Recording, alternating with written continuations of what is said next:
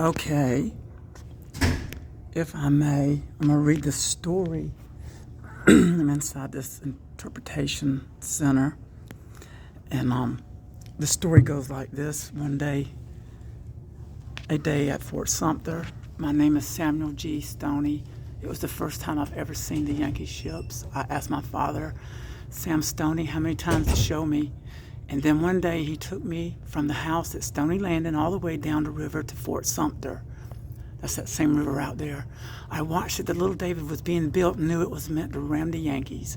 But I didn't realize how brave the men of the David had to be until that day. They had to be very brave, right? Because there's the David right there. Papa lifted me over the top of the wall facing the fleet, and right there in front of me stood the great Ironsides. It was the largest fighting ship I've ever imagined. Strung out behind the Ironsides were the other ships, a great wall of wood with its cannons all aimed at Charleston, and me atop the wall on Fort Sumter. I could also see smoke coming from their stacks and the tiny sailors signaling to each other from the decks. It was a strange feeling when I realized that after the sun went down, the crew of David would steam out there beyond where I stood and do battle with this fleet. And the new Ironsides were the Goliath of this army on the ocean.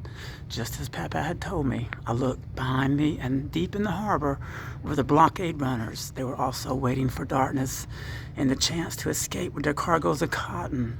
Suddenly the ships looked terrible. I started feeling the cold reality of the death and suffering about to befall. And I wondered if we would ever win this war, which did not. But it's okay. It was meant to be that way. As the inside of these things, what run on coal, had engines. Oh my goodness, right? Wow.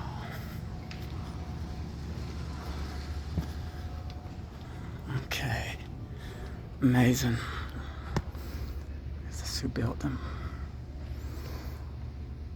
All right.